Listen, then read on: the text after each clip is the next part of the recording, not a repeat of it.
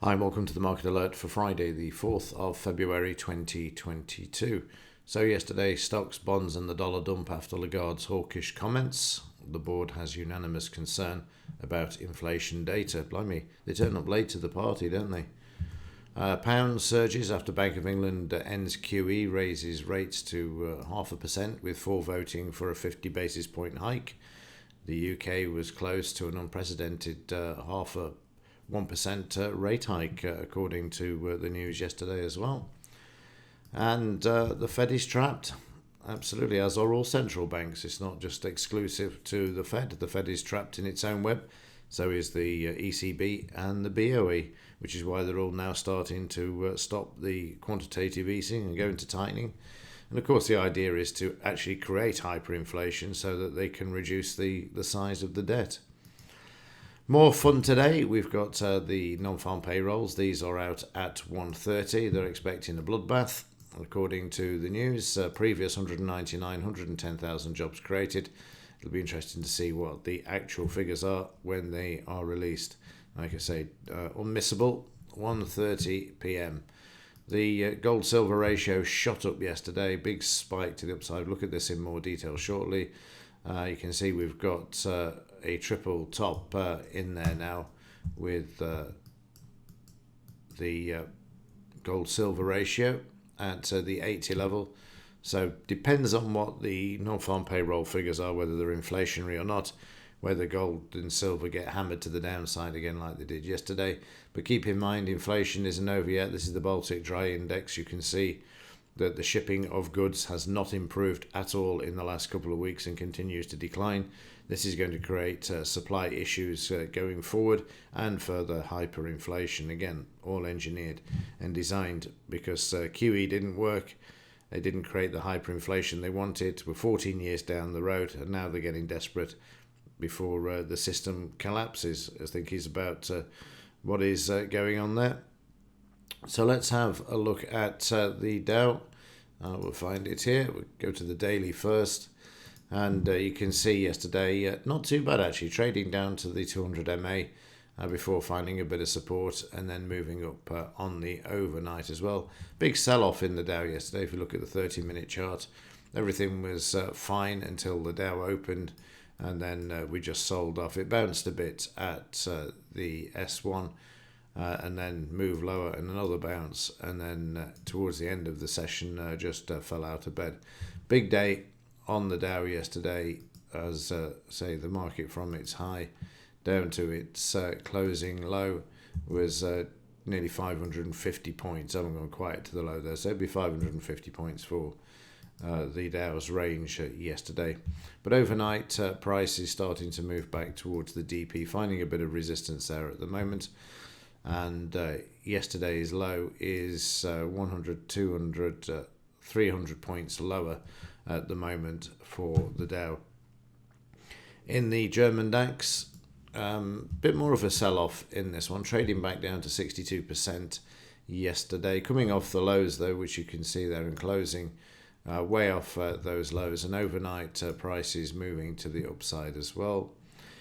We need to draw in some lines, some resistance to the upside. So from here down to here, you can see the market's currently at 38% as it's trying to make its way up. Keep in mind that the 50% also ties in with the 5-bar moving average, and the 89 and 78 tie in with the 220 and 50 MA. So a lot of resistance in this area here should the market move to the upside during today's NFP numbers. We'll just have to wait and see, but it's certainly up on the overnight. As you can see, big move back in the German DAX overnight there, big spike up 161 points for this move.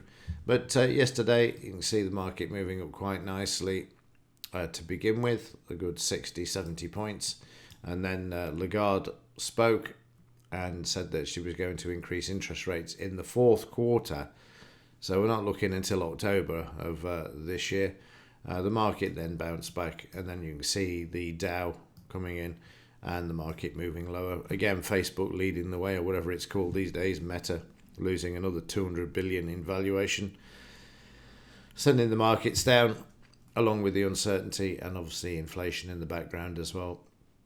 Before prices found a bit of support, we've got a nice retracement here from the low to the high. You'll see prices sitting at 78, just coming back to this sort of level, trading up to a double top here. Need to stay above the DP. Failure to do this, we'll see prices retrace once more. Just get rid of this one and draw. Well, I can't draw one in yet because we haven't got a completed 30-minute bar. But from there back down to around there would be 89%, where you'd want to see the market bounce off in the 30-minute chart. In yesterday's 2-minute chart, very quiet to kick off with. Market up, barely getting to the scalp. Second one failing to get to the scalp.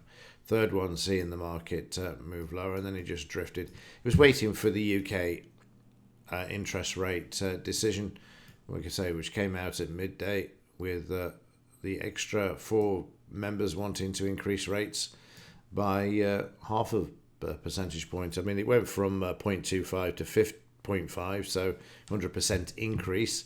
And this is the danger of interest rates at these low levels. It doesn't take a lot before you've got several 100% increase in the interest rate levels.